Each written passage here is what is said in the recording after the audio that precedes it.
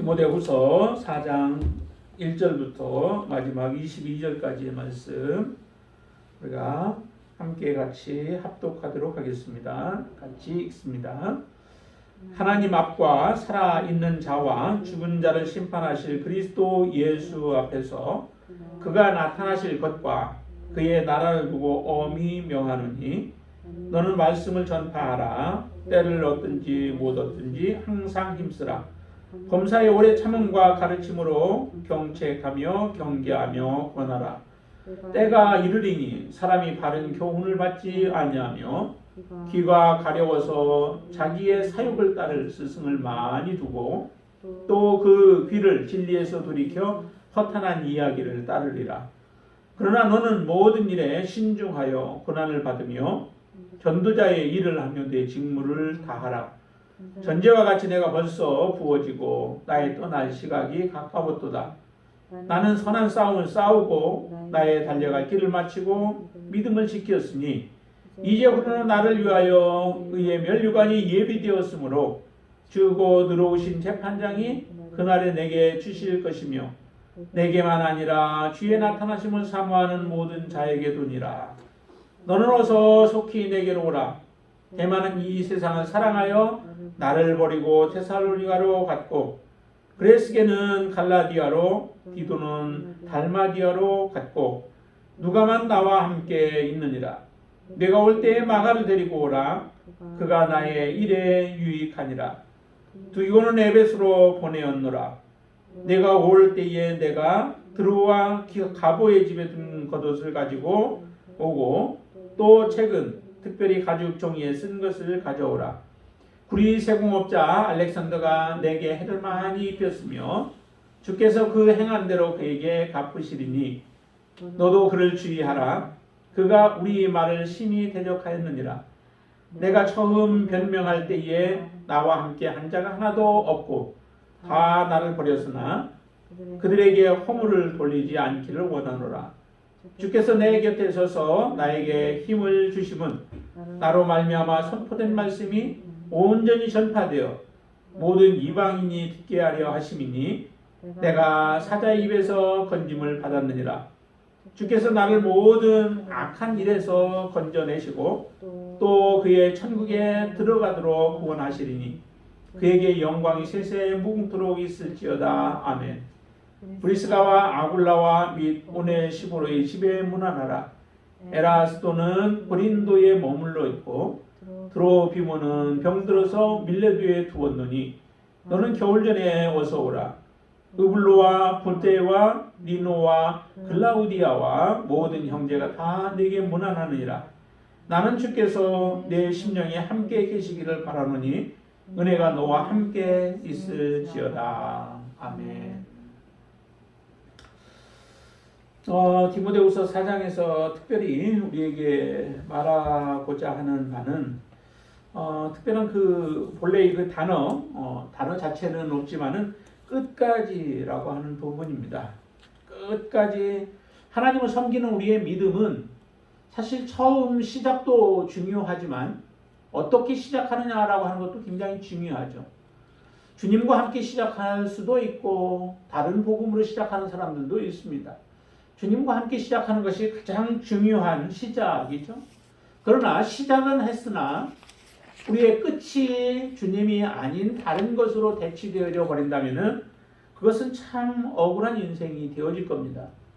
그래서 끝까지 우리는 주님과 함께하는, 복음과 함께하는, 그리고 바른 교훈 안에서 살아가는 하나님의 자녀가 되어야 그게 진정한 하나님 안에서 축복받은 인생이 되어집니다.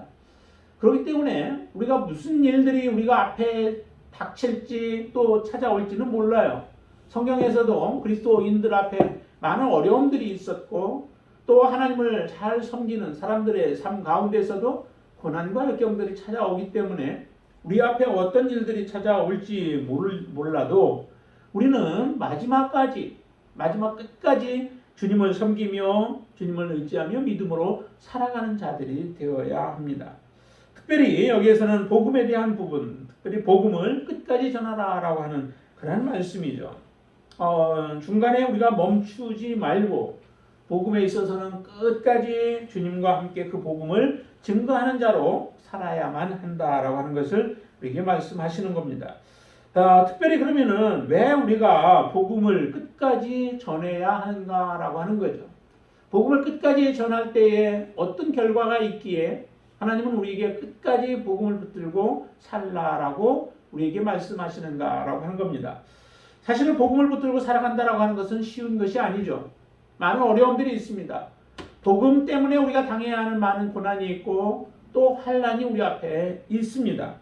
그렇지만은 그런 가운데서도 복음을 놓지 말라는 거죠.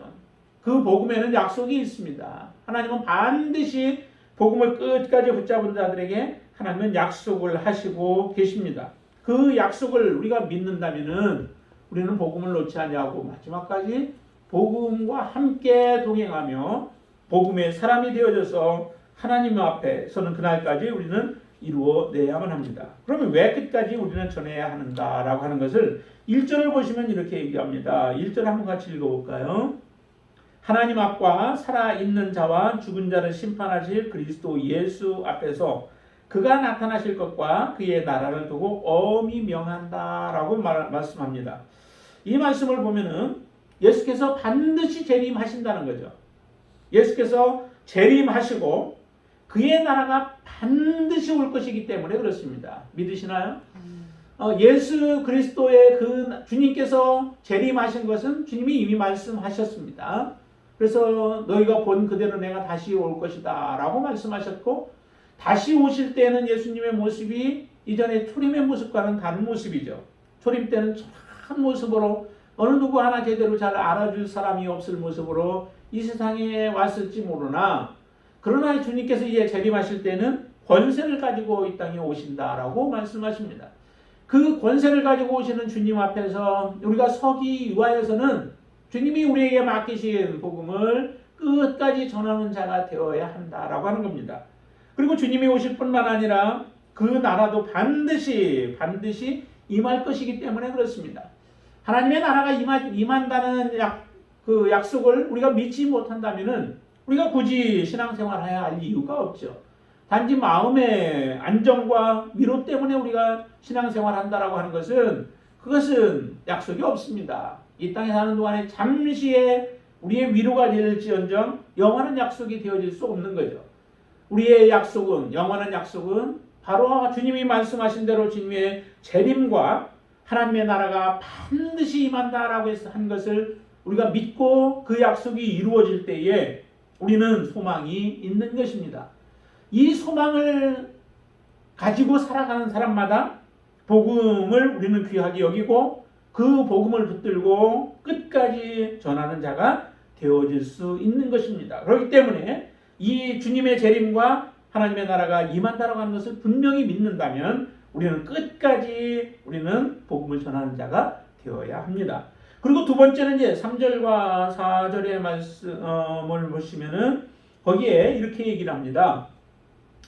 마지막 때가 이제 때가 되면 또 앞에서도 3장에서도 얘기한 것처럼 마지막 때가 되어지면은 사람들이 자기를 사랑하고, 근데 여기에 보니까 바른 교훈을 받지 아니한다라고 얘기를 합니다. 바른 교훈을 받지 아니하고 기가 가려워서 자기의 사욕을 따른 스승을 많이 두기도 하고 또 그 귀를 진리에서 돌이켜 허탄한 이야기를 따른다라고 얘기를 합니다.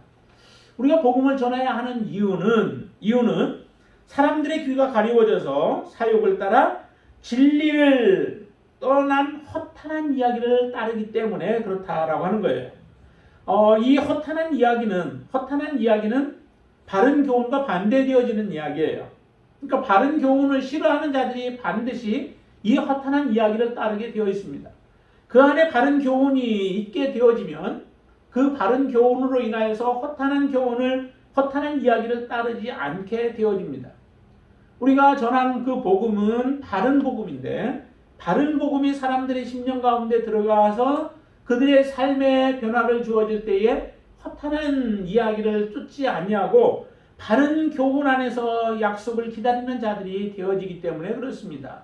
사람들을 변화시킬 수 있는 것은 우리의 지혜도 아니고 우리의 능력도 아닙니다.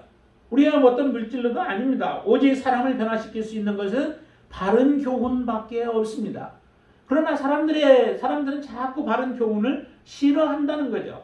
싫어하지만은 그 싫어하는 사람들에게 지속적으로 이 복음을 진리의 말씀을 우리는 증거해 주어서 잘못된 길에서 돌이키게 해야 된다는 거죠.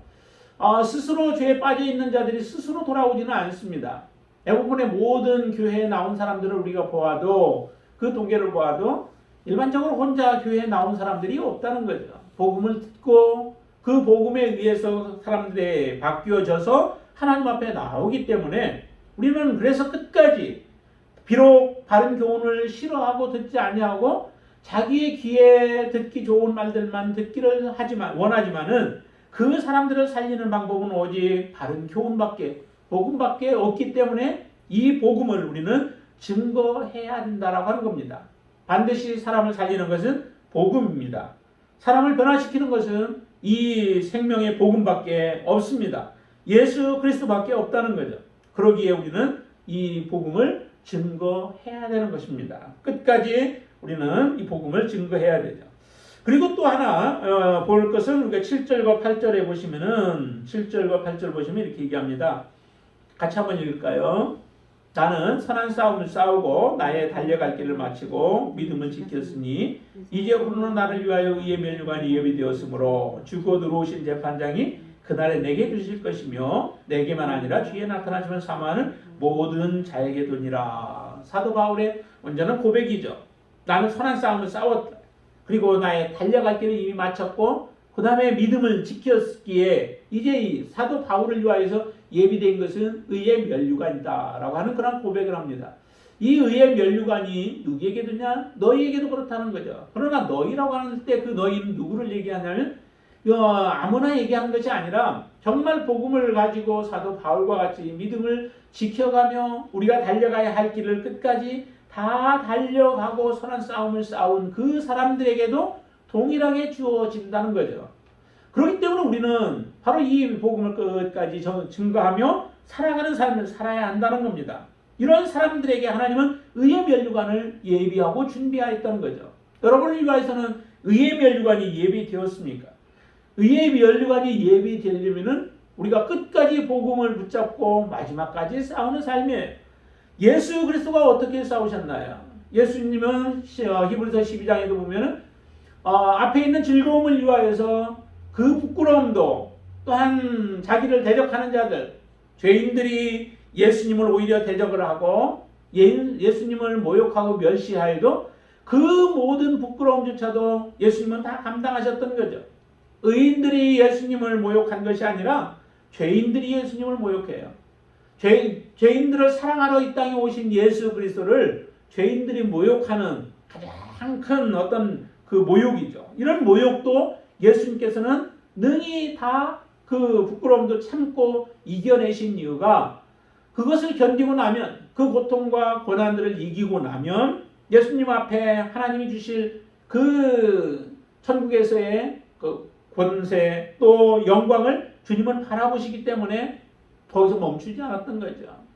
십자가에서 내려오지 않았습니다. 사람들은 내려오라고 하죠.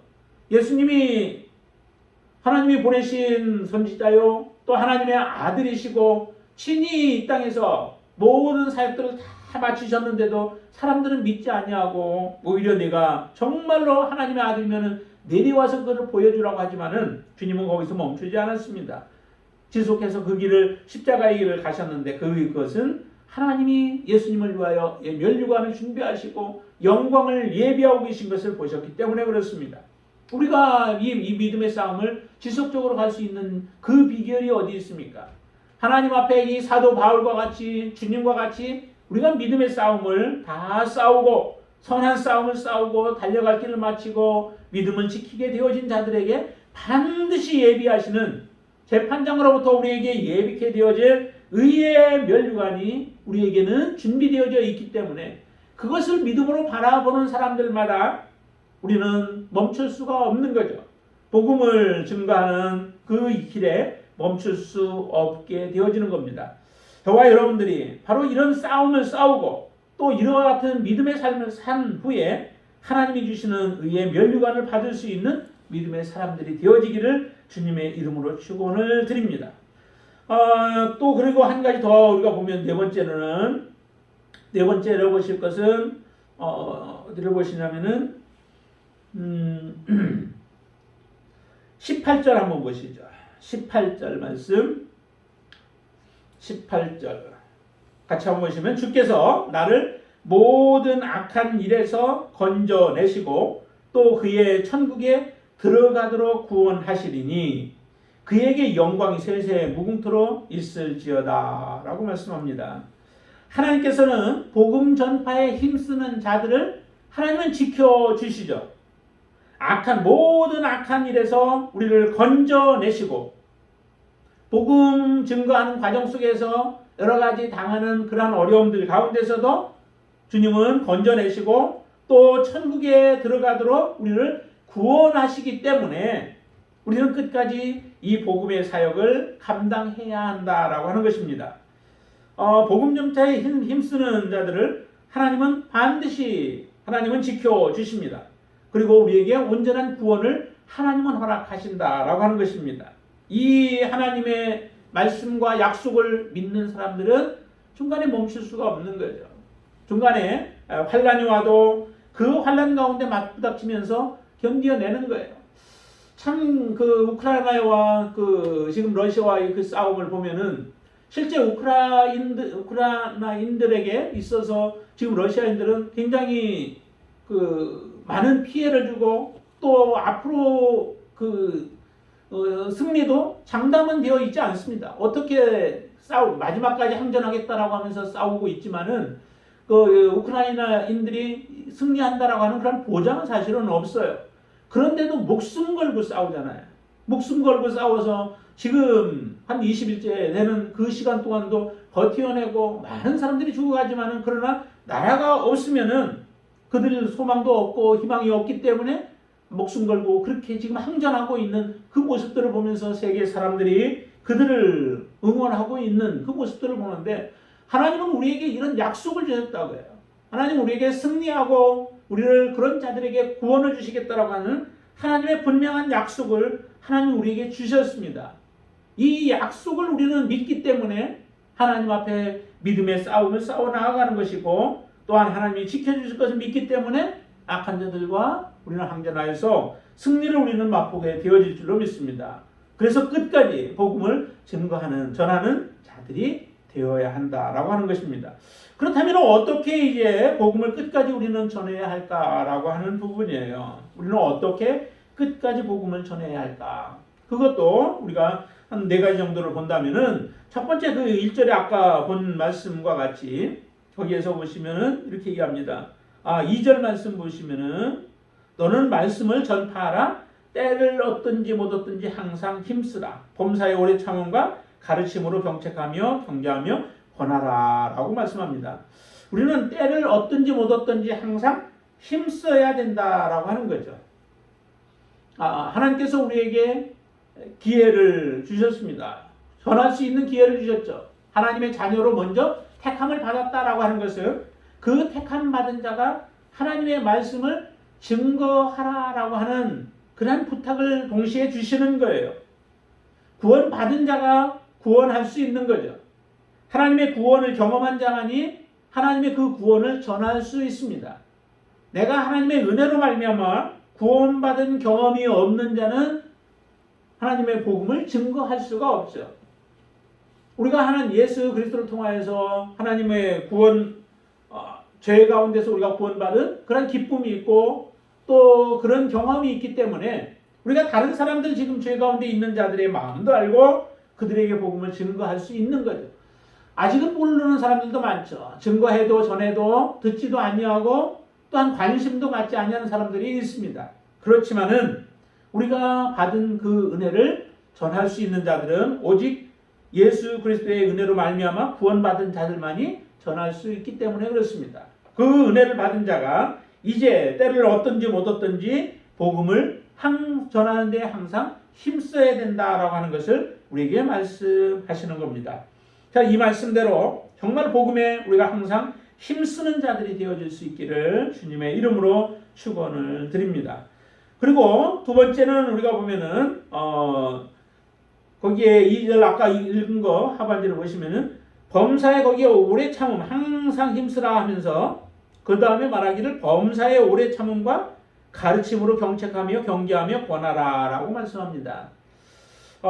범사에 오래 참고 그 다음에 가르침으로 드러낸다. 여기는 경책한다 라고 이렇게 표현하는데요. 가르침으로 경책하는 것을 드러내는 것을 얘기해요. 오래 참고 가르침으로 드러내서 무엇을 드러내냐면 죄를 드러내는 거죠. 다윗을 보세요. 다윗도 범죄하였을 때 다윗의 범죄를 누가 드러내나요? 나단 선지자가 드러내게 되어지죠. 나단 선지자가 다윗이 왕이었지만은 왕 앞에 나아가서 그의 죄들을 하나의 비유를 통하여서 드러내게 되어지죠. 드러내지 않으면은 다윗이 그것을 죄로 인정하지도 않습니다. 반드시 우리의 삶 가운데 죄로부터 우리가 끊고 죄로부터 벗어나기 위해서는 내가 어떤 죄를 지었는가라고 하는 것을 분명히 알아야 되는 거죠. 알지 못하고서는 죄를 끊을 수 없습니다. 그리스도인들이라고 해서 우리는 사랑을 많이 외쳐요. 사랑해야 된다라고 외치면서 죄를 범해도 그 사람을 사랑하라라고 하지만은 죄를 지은 사람이 회개하지 아니하였을 때 내가 그 사람을 사랑한다라고 하는 것은 그 사람을 진정으로 죄에서부터 떠나게 만들지 못합니다. 죄로부터 떠나는 것은 그 사람이 자기의 죄가 어떠한 아픔과 고통을 상대에게 주었는가라고 하는 것을 알고 그리고 더 이상 내가 이런 죄들을 짓지 않겠다라고 하는 그러한 온전한 고백 속에서 돌이킬 때에 진정한 용서가 필요한 거죠. 돌이키지도 않고 회개하지도 않는데 그 사람을 용서했다라고 하는 것은 그 사람은 용서받지도 못한 상태예요. 예수님이 말씀하신 베드로가 물었을 때에 형제가 용서를 구하면 우리가 몇 번을 용서해 줘야 하나라고 하는 그런 질문할 때 예수님이 얘기하죠. 70번씩 9번이라도 하라라고 하는데 형제가 그 자기의 죄들에 대해서 회개할 때죠. 회개하게 되어지면 그것을 용서하라는 것이지 회개하지도 않고 하는데 내 편에서만 일방적으로 용서한다라고 하는 것은 그건 진정한 용서가 아니라는 겁니다. 여기도 보면은 그렇게 얘기를 하죠. 범사에 오래 참음으로 가르침으로 드러내어서 그의 죄가 무엇인지를 드러내어서 그 죄가 어떤 것인가를 알게 하는 거죠. 그리고 드러내어서 경계하며 권하라라고 하는데 그것은 곧 꾸짖으면서 권하라라고 하는 거예요. 다윗을 죄를 지었을 때 꾸짖고 그 다음에 그 꾸짖음으로 인하여서 다윗을 책망할 때에 다윗이 회개하는 하나님 앞에 회개하는 그런 역사가 일어나게 되어지죠. 다시는 이제 죄 가운데로 빠지지 아니하는 삶을 살아가게 하신 것처럼 우리의 삶도 마찬가지입니다. 그 침례 요한이 그 죄를 그가 말했을 때에 오히려 침례 요한은 죄를 그에게 지적을 함으로 인하여서 오히려 침례 요한이 죽임을 당하게 되어지죠. 헤로데에게 얘기했을 때 정말 이것을 말하기가 굉장히 어려운 거예요. 모든 사람들 앞에 꺼리고 또 그 왕이기 때문에 권세를 가지고 있는 자 앞에서 그의 죄를 적나라하게 말한다라고 하는 것은 굉장히 위험스럽습니다. 그러나 그것을 지적하지 아니하고는 사람들이 자기의 죄들을 바라보지 못하기 때문에 그 가운데서도 침례 요한이 헤로드 왕에게 그 죄를 지적했던 것과 같은 모습들이에요. 침례 요한이 또 위대했던 것 중에 하나는 사람들의 죄들을 다 드러내죠. 침례 받으러 나올 때 그들을 향해서도 외칩니다. 너희의 모든 죄들을 회개하고 복음을 믿으라 하라고 말씀하심으로 인하여서 모든 각계각층에 있었던 사람들이 자기의 죄들을 바라보게 만들었고 그 죄들을 회개하고 돌이켜서 군인들은 더 이상 자기들이 받는 녹 외에 다른 것들을 요구하지 아니하고 창기와 세리들은 그 죄로부터 돌이켜서 떠나 주님께로 돌아오는 그런 역사들을 이루어냈던 것을 우리가 보는데요. 이와 같은 일들을 하라고 하는 거죠. 이렇게 하는 것이 곧 우리가 복음을 증거하고 그 복음을 증거함으로 사람들이 하나님 앞에 돌아오게 만드는 그런 일들을 행하는 겁니다. 이게 진정한 복음의 역사이고 또 그 복음을 통하여서 많은 사람들이 주께로 돌아오는 일들이 일어나게 되어집니다. 또 복음을 끝까지 우리가 어떻게 전해야 하는가라고 하는 것을 5절로부터 7절에 보시면 이렇게 얘기합니다. 같이 한번 볼까요? 5절로부터 7절 한번 보시면 같이 읽습니다. 그러나 너는 모든 일에 신중하여 고난을 받으며 전도자의 일을 하며 내 직무를 다하라. 전제와 같이 내가 벌써 부어지고 나의 떠날 시각이 가까웠도다. 나는 선한 싸움을 싸우고 나의 달려갈 길을 마치고 믿음을 지켰다라고 말씀합니다. 달려갈 길을 마치기까지 모든 일에 정신을 차려요. 고난을 이기면서 복음을 전해야 한다라고 하는 겁니다. 여러 가지 많은 어려움들이 닥치게 되어지죠. 그렇지만은 모든 일에 이 복음을 끝내기까지는 경주하는 자들이 마지막 그 결승선이 있잖아요. 그 결승선까지 달려가야지 그 앞에서 이 스포츠 경기들을 이렇게 보면요. 가끔가내 재밌는 그런 경기를 보여주는 경우가 있습니다.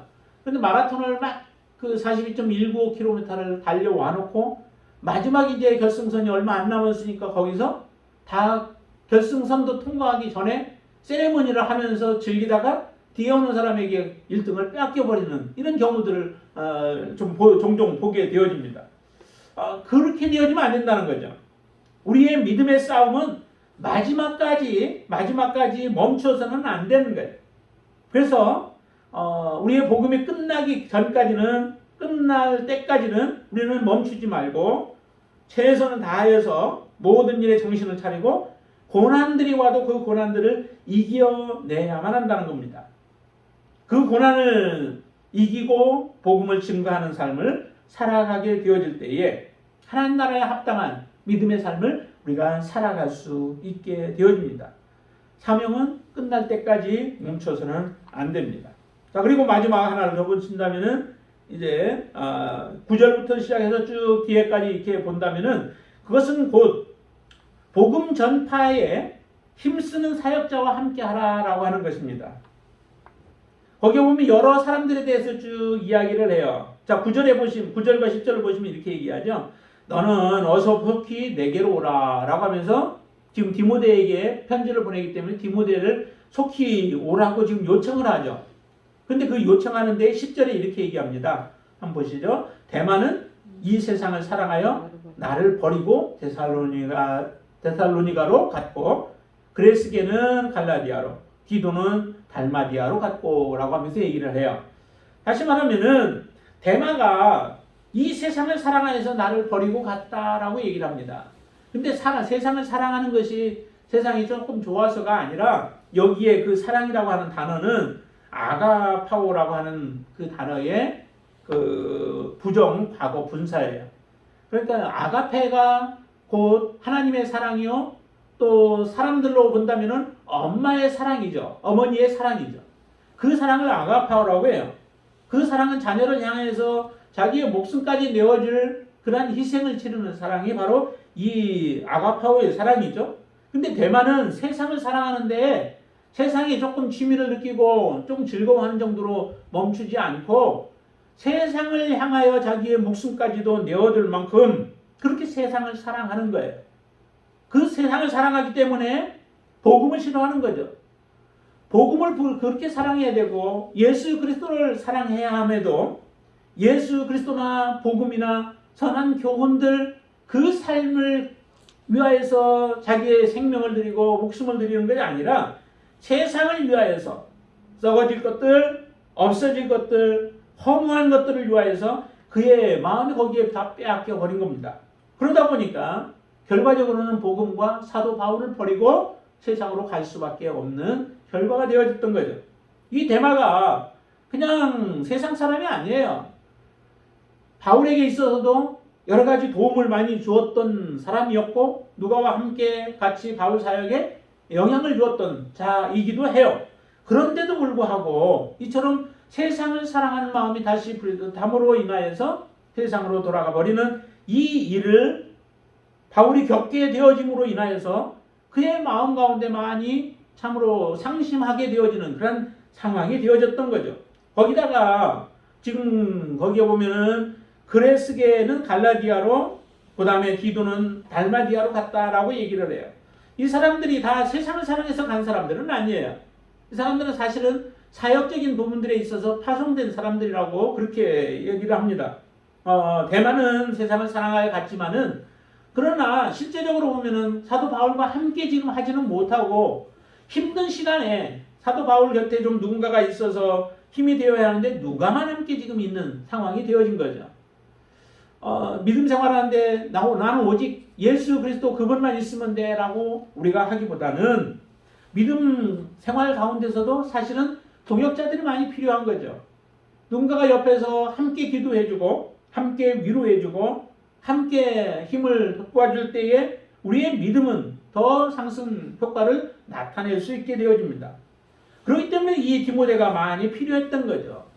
이처럼 이 사역을 하는 데 있어서 나도 누군가의 도움이 필요하지만은 또 누군가도 다른 신실한 그리스도인의 그 동역자들이 필요한 겁니다. 그렇기 때문에 우리가 마지막까지 복음을 우리가 전하기 위해서는 바로 이처럼 복음의 열정이 있는 사람들, 복음을 사랑하는 사람들, 복음에 붙잡힌 사람들, 이런 사람들과 함께 교제하는 것이 굉장히 중요함을 우리에게 다시 한번 말씀해 주고 있는 거죠. 이 사도 바울은 이처럼 여러 사람들에 대해서 이야기를 하는데 그 중에서 다 떠나간 사람들에 대해서 얘기합니다. 자, 16절도 한번 보세요. 또 누가 떠나갔는지. 16절 보시면은 내가 처음 변명할 때에 나와 함께 한 자가 하나도 없고 다 나를 버렸으나 그들에게 허물을 돌리지 않기를 원하노라. 바울이 변명할 때에 누군가가 옆에서 좀 지원도 해주고 기도도 해주고 옆에 함께 있으면서 힘을 북돋아주면 얼마나 좋겠어요. 그런데 그 사도 바울이 붙잡혀 있고 감옥에 있고 또 이 불리한 상황 가운데 있는 것을 보니까 자기들에게 도움이 될 것이 없는 것을 알고 바울 곁을 떠나버리는 이 사람들의 모습을 보면 사실은 책망받아야 되죠. 그렇지만 사도 바울은 이제 그것까지도 다 초월해 버린 거예요. 그래서 다 나를 버렸지만 그들을 허물을 그들에게 돌리지 마라 라고 하는 그런 말씀을 하죠.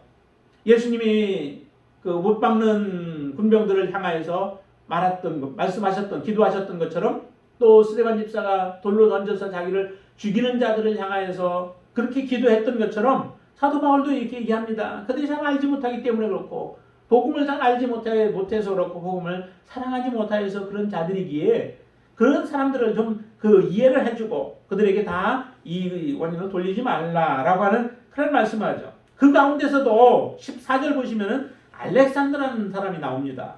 그리스의 공업자 알렉산더. 이 사람은 사도 바울에게 많은 해를 끼쳤던 사람. 은혜를 끼쳤는데도 불구하고 은혜로 갚지 아니하고 오히려 사도 바울에게 해를 끼쳤던 이 알렉산더와 같은 자. 그는 반드시 너희들도 조심하라는 거죠. 주의하라는 거예요. 왜냐하면 우리를 대적하는 자들이기 때문에 그들에 대해 대적하는 자들에 대해서는 잘못하여서 이 허물이 있는 자들은 우리가 그들을 좀 품어줄 필요가 있지만은 대적하는 자들에 대해서는 너희가 조심해야 된다는 거예요. 15절에 이렇게 하죠. 너도 그를 주의하라. 그가 우리 말을 심히 대적하였다라고 얘기를 합니다. 그렇지만은 연약하여서 이처럼 허물이 있는 사람들, 그 사람들에 대해서는 그 허물을 돌리지 말라라고 이렇게 권면하고 있습니다. 그렇지만 다 이렇지는 않았습니다. 사도 바울과 함께 했던 사람들이 있었다는 거죠. 그 사람들에 대해서도 이야기를 하죠. 11절에 보면 누가만 나와 함께 있느니라 라고 하면서 마가도 또 데리고 오기를 원하고 그리고 두기고는 에베소에 보냈다라고 하는데 두기고도 함께 했던 사람이긴 하죠. 그러나 지금은 현재 같이 있지 않아요. 또 드로아의 가보라고 하는 사람도 사도 바울과 함께 했던 사람이죠. 그렇기 때문에 그 집에 지금 겉옷을 두고 왔던 것을 이야기를 하고 있습니다. 뿐만 아니라 19절에 보시면은 많은 사람들에 대해서 19절부터 21절에 보면은 많은 사람들에 대해서 나와요. 거기에 브리스가와 아굴라 그리고 오네시보로 에라스도는 고린도에 머물러 있고 또 드로비모는 병들어서 밀레도에 두었고 병들어 있지만은 드로비모도 있고 이런 사람들에 대해서 그리고 21절에 보면은 으블로, 부데, 리노, 글라우디아 그리고 모든 형제들 이런 사람들이 사실은 사도 바울과 함께 했던 사람들이에요.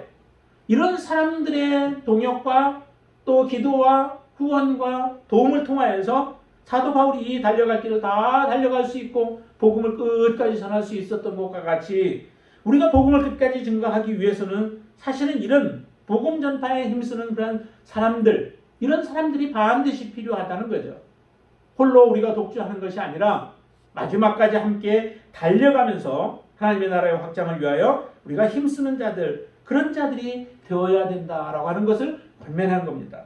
저와 여러분들이 정말로 온전한 복음 가운데 살면서 하나님의 뜻을 온전히 이루기 위해서는 이처럼 함께 우리가 하나님의 나라를 위하여 수고하고 애쓰고 땀 흘려가면서 주의 일을 함께 힘쓰는 자가 되어지길 바랍니다.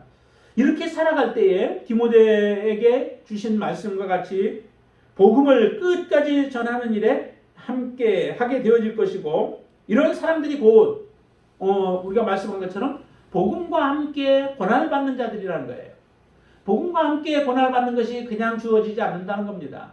반드시 그만한 대가가 거기에 들어가야 되고 희생이 따라야 되고 고난이 따르지만은 그러나 그 마지막 끝에는 하나님의 분명한 약속이 있고 그 약속을 우리가 하나씩 이 땅에 달려가는 동안에 성취해 나아가는 겁니다. 그래서 복음과 함께 고난받기를 즐거워하는 자가 되어야 한다. 참 개척교회 같은 데에서 사람들이 섬기기가 참 쉽지 않습니다. 우리도 뭐 개척교회에서 그렇지만은 같이 하다가도 같이 못하는 그런 중간에 포기하는 그런 경우들이 참 많잖아요. 그거는 그만큼 어려움들이 많기 때문에 그래요. 그러나 비록 힘든 그런 길들이지만은 그 길을 함께 걸어갈 때에 그만큼 우리는 보람을 느끼게 되어지고 함께 성취했을 때에 하나님의 영광을 함께 보는 그런 놀라운 축복이 있게 되어질 줄로 믿습니다. 힘든 가운데에서도 우리가 더욱더 기도하며 주님의 나라를 바라보면서 그 영광이 오는 그날까지 우리가 멈추지 않고 끝까지 복음을 증거하며 주님의 영광을 드러내는 귀한 하나님의 자녀가 되어지기를 주님의 이름으로 축원을 드립니다. 기도하겠습니다. 할렐루야. 주님을 찬양합니다. 하나님께서 우리를 사랑하여 주셔서 하나님의 자녀 삼아 주셨고 예수님께서 12제자를 세워서 세상 가운데 복음으로 세상을 변화시키도록 하나님이 그 권세를 주신 것처럼 또한 사도들을 통하여서 물려받은 그 복음이 우리에게까지 들려왔고 우리를 통하여 이제 마지막 때에 하나님의 나라를 완성하도록 우리에게 그 사명을 주신 줄로 믿습니다. 우리가 바른 복음 또 바른 교훈 바른 경건한 삶을 살아가면서 복음을 부끄러워하지 아니하고 복음을 즐거워하면서 하나님의 나라를 온전히 이루어갈 수 있는 믿음의 자녀로 저희들을 세워 주시옵소서. 아버지 하나님, 우리가 멈추지 않게 하시고 낙심하지 않게 하시고 좌절하지 않게 하여 주시옵소서. 반드시 예수 그리스도의 재림과 또한 그의 나라가 올 것이요 하나님 믿음으로 우리가 살아간 자들에게 하나님께서는 의의 멸류관을 예비하고 계시는 줄로 믿습니다. 그것을 받기까지 우리도 함께 동참한 자가 되어지게 하시고 함께 주님의 나라를 힘쓰는 자들이 되어지도록 역사하여 주시옵소서. 예수님의 이름으로 간절히 기도드리옵나이다. 아멘.